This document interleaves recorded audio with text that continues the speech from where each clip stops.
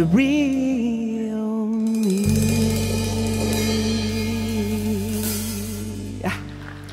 The real me. Thank you, Laura. Isn't she great? Yay! And just want to tell you, she has a brand new CD since she's seen us last, so check it out in the lobby. I am Reverend Deborah Gay. I am your host for today, so I am so glad to see each of you here. It's such a great time of graduations and birthday parties for Geminis. Oh, and that happy Father's Day. And so I just wanted to share with you, our beloved senior minister, Reverend Kathy Ann, is a speaker at a graduation ceremony down in Santa Rosa, California for their ministerial school.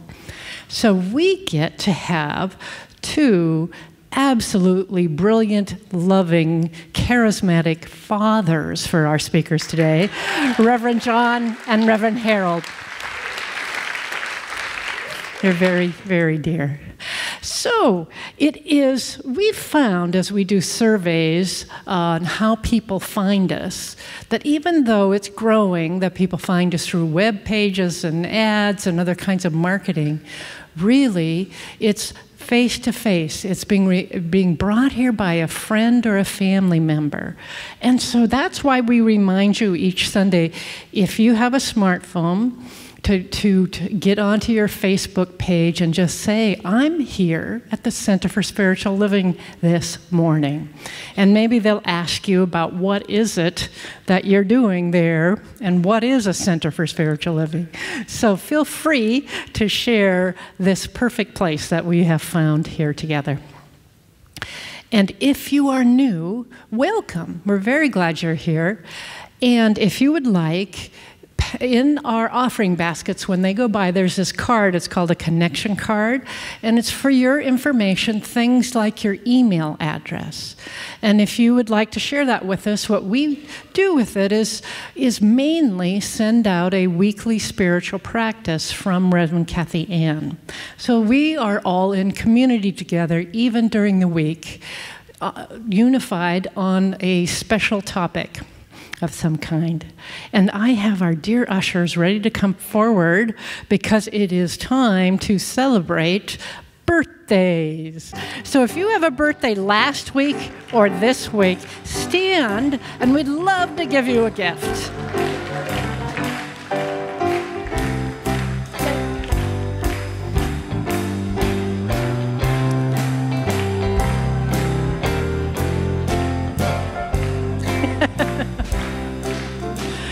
Thank you, Geminis. All right. And as I said, it is Father's Day, and so we are celebrating the divine masculine today.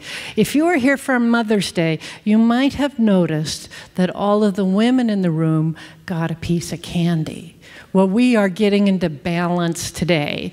We are going to give candy to all of the men in the room and ask you if you would stand if you are a father or holding up the masculine end of the sky, and we would love to acknowledge you.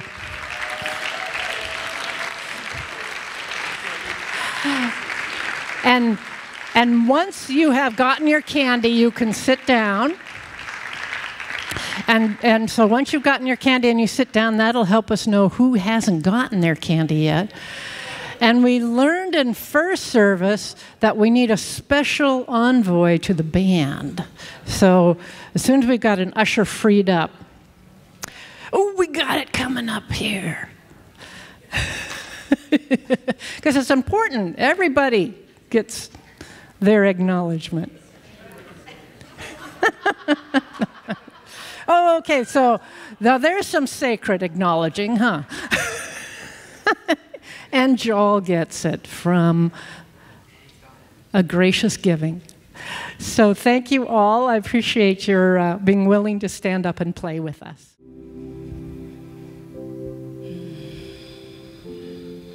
And so taking a big, deep breath in, feeling that sweet, sweet spot of life, our very own breath, knowing that there is only one. There is one power, one presence, one love, one existence of the essence of life. It is everywhere present and all-knowing and all-powerful.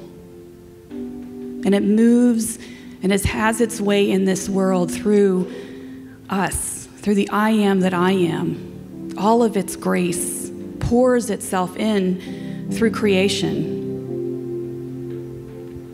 so that I am, and that each one in this room is the I am presence. This beautiful, unique, grace-filled opportunity to bring life to life. We are it. And so we come together in community to remember this truth, to be fueled with the presence of life through the music and the message, and by being in each other's presence, such that we may walk out into the world and let the ripple effect have its way out into the world as we express that love and light and joy and peace that we are. It begins with us. And so we celebrate here today the divine masculine, that powerful presence of the divine that is the creative force, the creative life that keeps on giving, that power and protection. And I know that we are blessed so graciously through Reverend John and Reverend Harold and all the music, and by our own very presence, for we are here listening, being in community. And so let us celebrate the divine masculine, that seed of that presence in each one of us, and celebrate life together this day, this happy Father's Day. I call it good and I call it God, and so it is.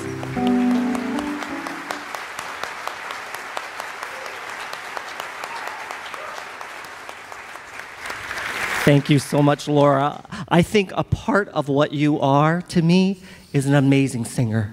So thank you. And we have such an amazing sanctuary with amazing music team, amazing staff, and of course all of you. So thank you for being here. Reverend John, why don't you go ahead and introduce yourself? I am a father, and I'd like to present my family. On your far right is my older daughter, Summer. On the left is my daughter, Rosemary, holding her son, my grandson, Max. And Summer's holding my granddaughter, Lucy. And to clear up any confusion, I do not have 3 daughters. That amazing woman in the middle is my wife, mother of my children. She gets younger every year. I don't know how she does it, but it's a wonderful thing. Harold, tell me about your family. Sure. So I'm not the typical father, for those of you who do not know that. My 2 children were really places of prayer. They're demonstrations for me. I met a lesbian couple, and that's how my son was born. There was no heat of passion, but there was a lot of love in creating that child. I prayed for a year and a half in my journal every day through gratitude. Thank you. I'm so grateful to have children. Well, the unfortunate part was those 2 women separated and got involved with other relationships. And then the other part was the other one had my daughter. So my son was born in 95 and my daughter was born in 2000. But what I want to say is they are truly loved. And I'm very proud of them. My son graduated from high school, believe it or not. He's not that age right there. And my daughter just graduated from the coming of age program. So it's pretty amazing. John, why don't you tell me, what's a father? Oh boy, what's a father? Yeah. Well, here's what I do know, is that father is a God quality. Father is a word that carries the energy of love and protection and taking care of. And father is a God quality, but it's also an earthly quality. And sometimes our earthly fathers don't carry all of the vibration of that God quality. My father happened to hit the mark pretty well as far as carrying that God quality. My grandfather, on the other hand, well, let's just say he was really good at the creation part, but he wasn't so good at the taking care of and sticking around. As a matter of fact, my grandfather actually abandoned 2 families before he met my grandmother, had 3 children with her, and then died in a car accident when my father was 5 years old. So my father was actually raised by his single mother and aunties.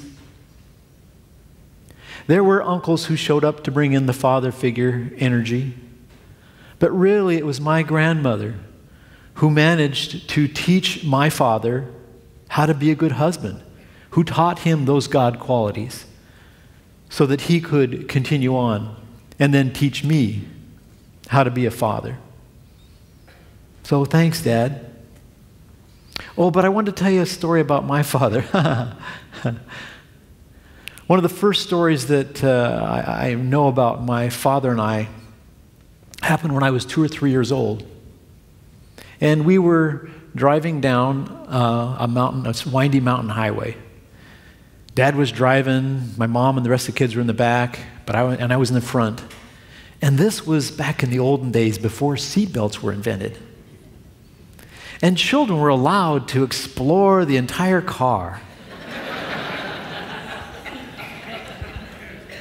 And I was one who liked to explore, so I was in the front seat and Dad was over there driving, and I discovered there was this little chair thing on the side of the door. So I went over the passenger door and I put my little bum on there, and hey, this is pretty cool. Driving down the road, I could look at Dad and look out the window, and hey, there's this cool thing you can hold on to right here. So this is where the slow motion story starts.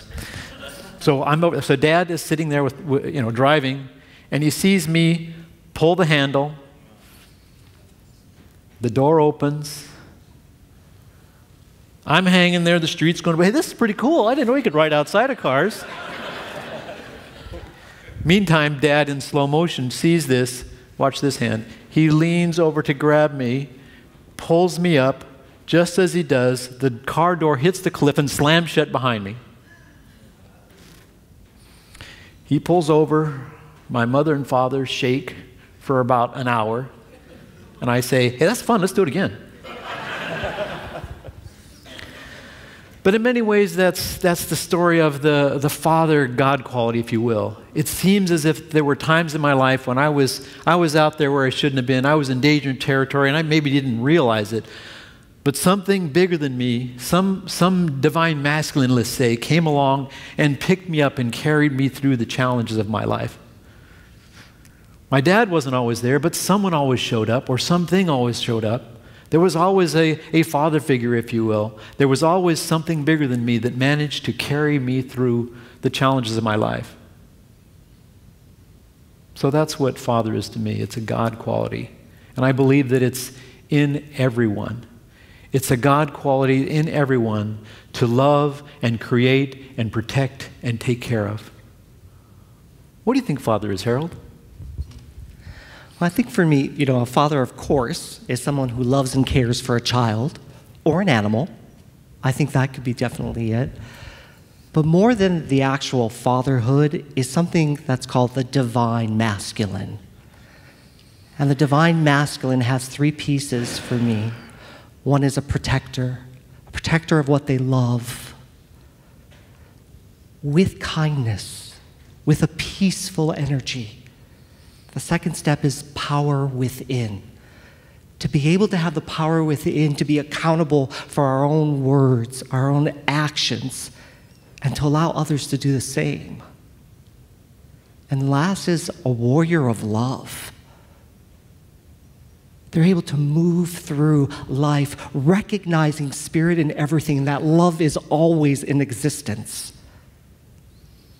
My story I want to start out was with my son, which this is a little bit more recent picture of us at Golden Gardens. It's what we like to call the selfies.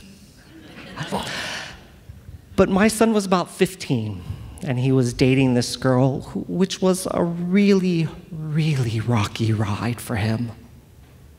This girl had been through a lot of life, abused, molested, but the point for him is that their relationship was up and down and up and down. It was this never-ending process. And of course, I kept them both in my prayers. But when she broke it off with him to go back with her ex, he was devastated. And I remember after she had been hit by that boyfriend, she decided to come back to my son and ask him, hey, I'd like to be your girlfriend again. And he was confused. And he looked at me to say, hey, Dad, what would you do? One is he's 15, a teenager. So to me, I don't usually offer advice to a teenager unless they ask for it, because you never know what avenue or road they're going to take. So I sat there and I recognized, you know what? There is a power within him that knows what to do. So instead, I'm going to talk about what I saw. And I said to him, well, you know what I see in your relationship, Danny? It seems like it was really a rocky road for you. It was kind of like a roller coaster ride, up and down, up and down. He's like, yeah. And I said, but I just want you to know something. I love you, but I'm not going to get on that ride with you. I'll sit there at the exit of that roller coaster ride, and I'll watch you going up, and I'll watch you going down, and I'll watch you going up, and watch you going down. But I'm going to be there at the exit because I love you. Well, a week had passed, and I decided to ask, of course, being curious, right? So, hey, whatever happened with girlfriend, not using her name? And he said to me, you know, Dad, I decided not to get on that ride. Even at teenagers, there is a power that exists within them. My job is to honor that power within them to make their own decisions and to know it will be all right. And I don't have to get on the ride, but I can love them all the way through it. John, what's your story about fatherhood? Well, as I said, father is a God quality, but it's also a spiritual experience. By that I mean it will humble you. It will bring you to your knees. It'll call forth from you things you didn't know you had, and hopefully eventually it will heal you. I know when my daughters first came home, these little lumps of life depending on me for everything to survive, I was just a kid myself. That assignment alone was overwhelming for me. How am I going to keep this infant alive? And it seemed like for the first few years, I was constantly in that fear that something would take my child from me. Along about the time they were 5, I started to relax and say, okay, maybe this is going to be all right. But then, just before Rosemary's 6th birthday, I remember we were driving along Green Lake when the idea crystallized in me. I still remember that.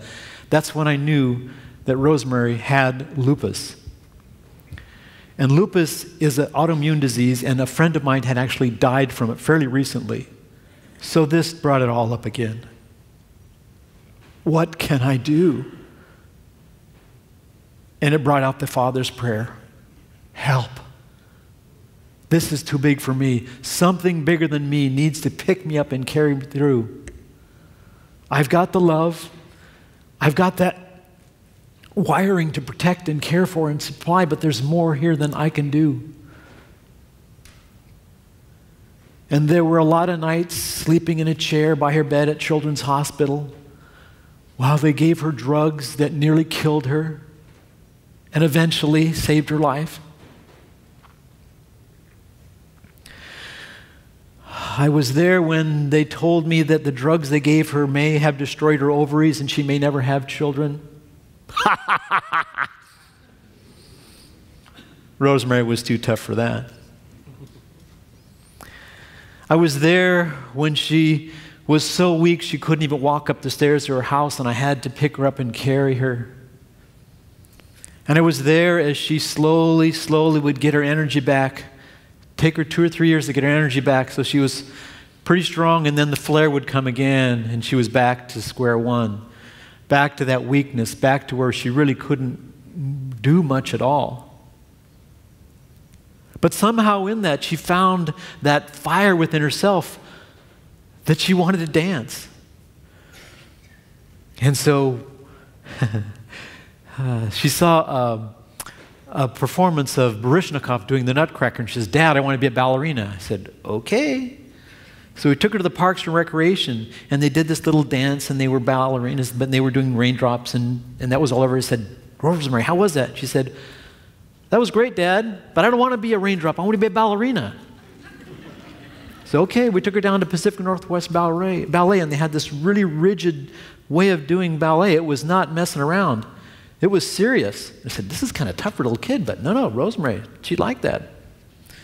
So I watched her in ballet. I watched her grow and become stronger, and eventually graduate from college, and eventually get a master's degree from Yale. And now she's thriving. She's healthy. She laughs in the face of that diagnosis because she's Rosemary. As a father, I got to watch her success.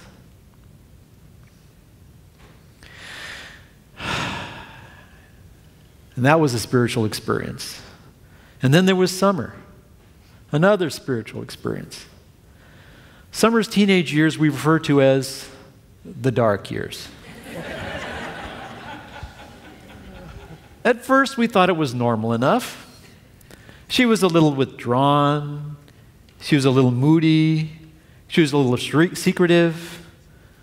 Then she got even more moody and more irritable. And we started to wonder. And then she started sneaking out at night. And I said, well, maybe this is normal. And then the hidden report card, and we knew something was up. And it turned out that under our noses, my bright and shining daughter had been doing drugs almost every day, and I didn't even know it. I was humbled by how blind I could have been. But my powerful daughter one day just decided she wasn't going to do it anymore, and she just stopped. Never looked back. Went on herself to great success. Got one degree, got bored with being a chemist, and then got another, just finishing up another degree, wants to be a nurse. Summer's thriving. But during the dark years, we thought that our values we taught her were gone and would never come back. But they did. They did. But we couldn't have gotten through that without something bigger than us.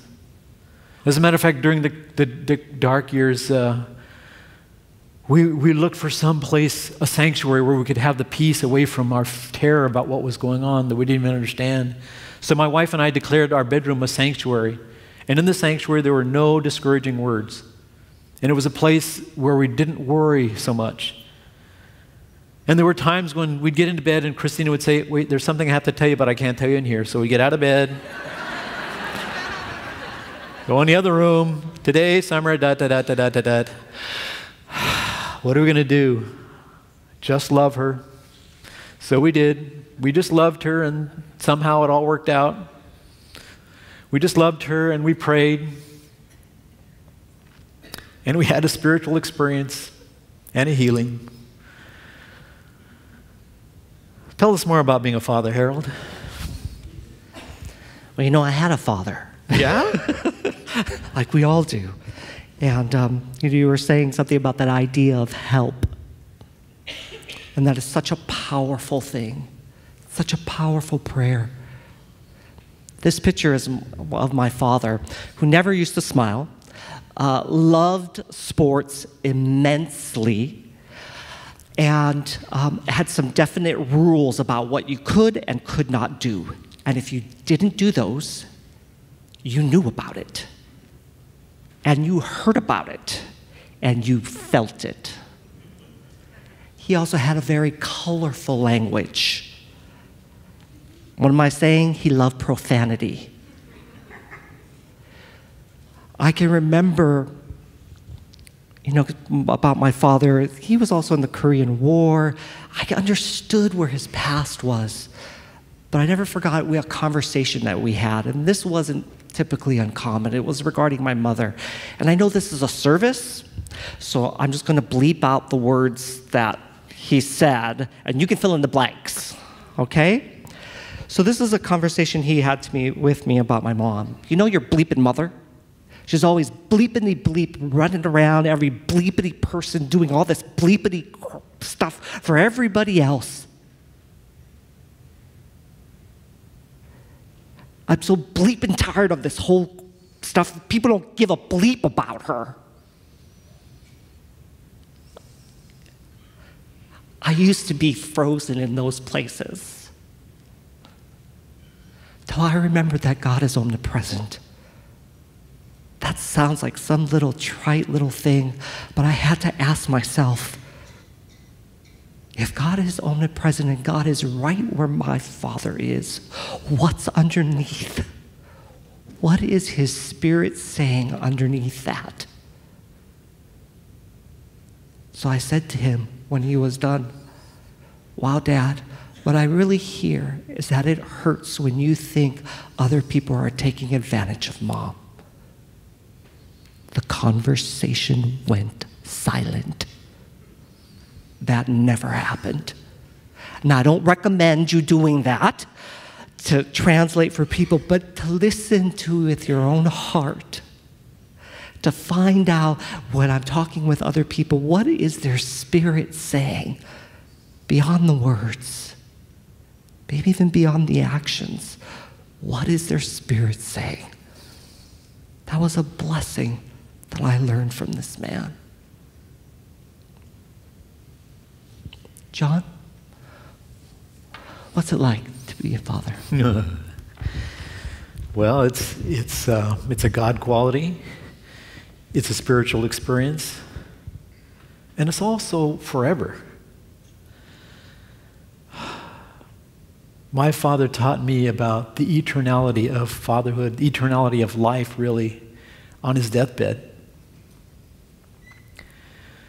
I should begin by telling you my father was a man who loved life. He lived in the moment. He loved everything that was going on. It was extraordinary. I spent a lot of time meditating and praying and going to workshops to try and learn to be as present as my father was naturally. He was just a natural, enlightened being. As a matter of fact, as he was dying, his family was gathered around him, and he slowly was fading and finally gave what we thought was his last breath. And my sister said something playful like, "We'll take it from here, Dad." And he laughed. His last breath was literally a laugh. He died laughing, and that was his life.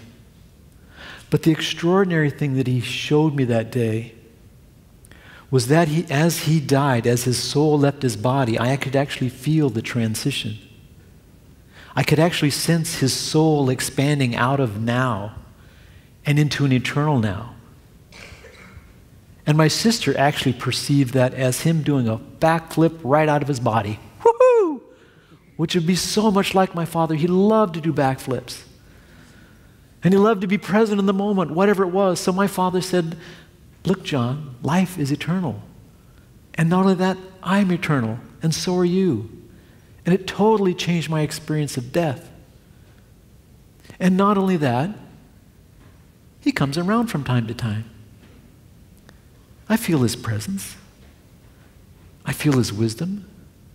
I feel that sometimes he's the big hand that's saying, no, John, over this way. Come on, over right here. His love is eternal.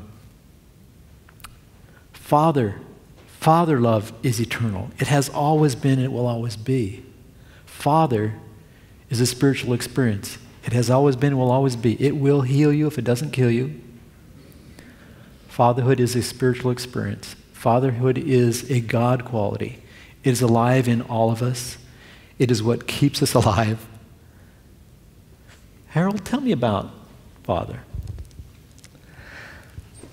You know, I mentioned earlier my father rarely smiled. This was one of those photos.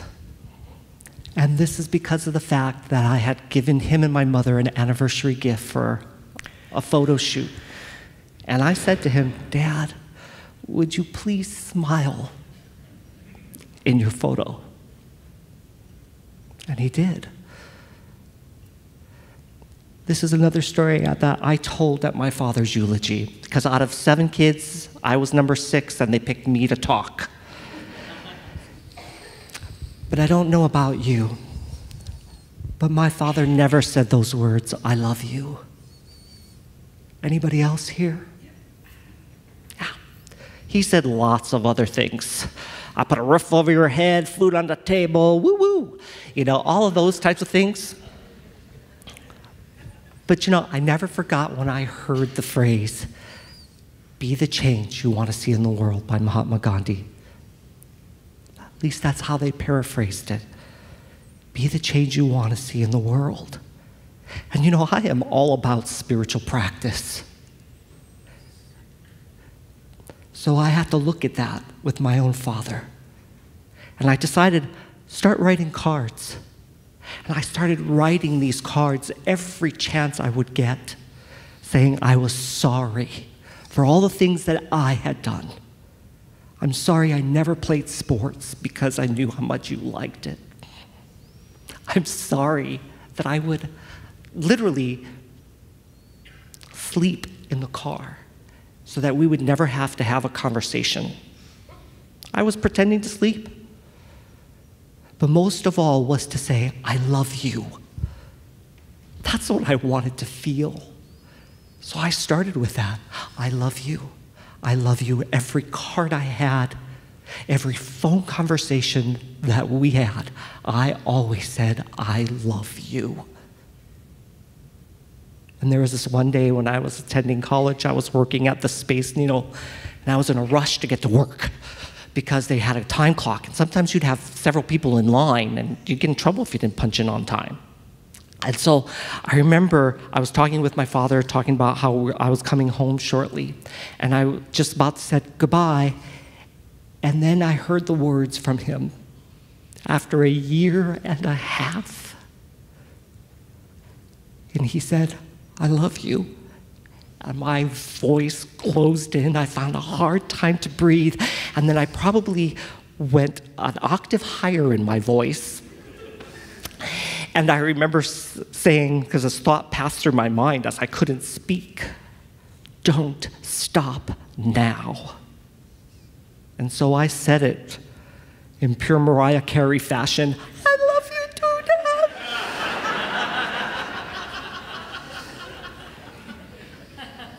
And then hung up that phone and cried. And I began to realize, truly, if consciousness is cause, what is it that I desire? When I work with my kids, I think to myself, God, should I ask them to clean my room when you haven't cleaned your own?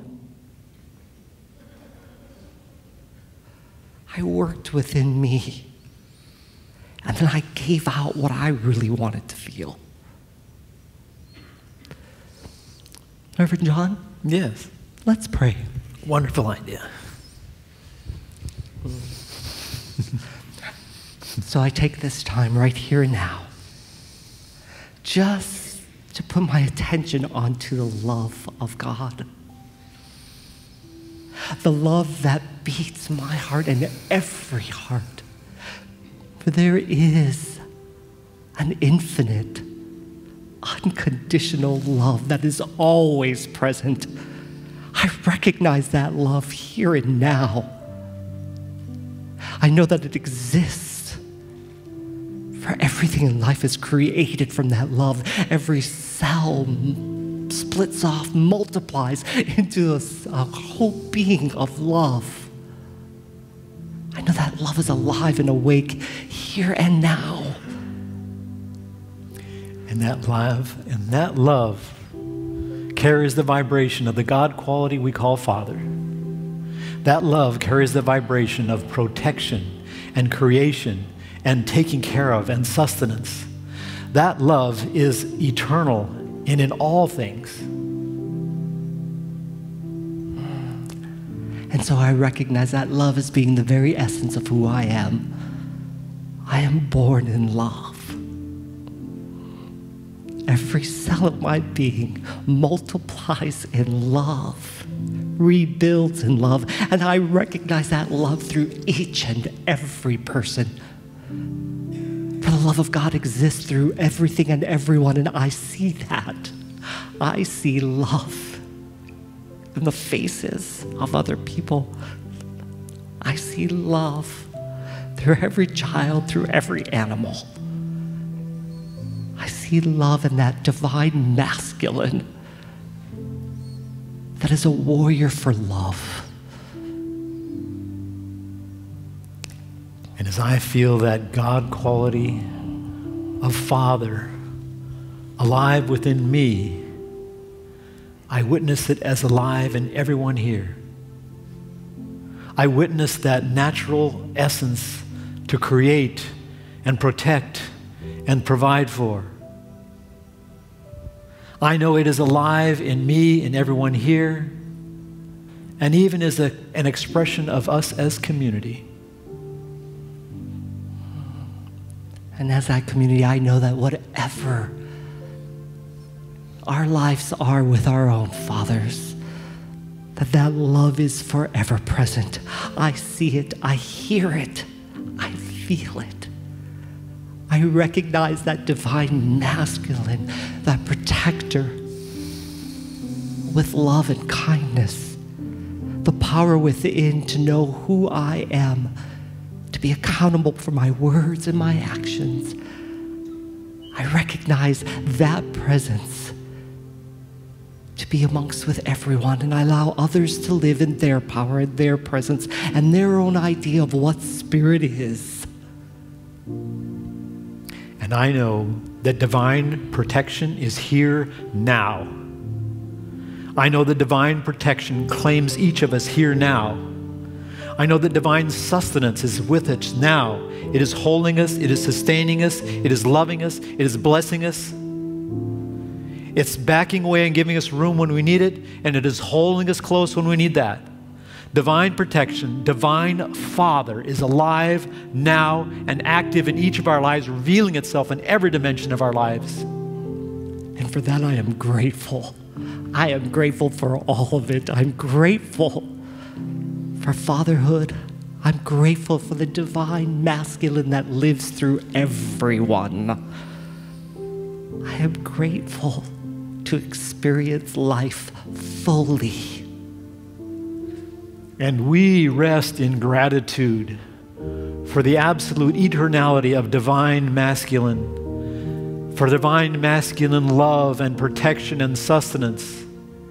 We're grateful for all of that divine masculine and father energy that has carried us this far, wherever it came from. And we gratefully look forward to more and more and more of a future of being blessed by the divine masculine and the essence of Father within and without.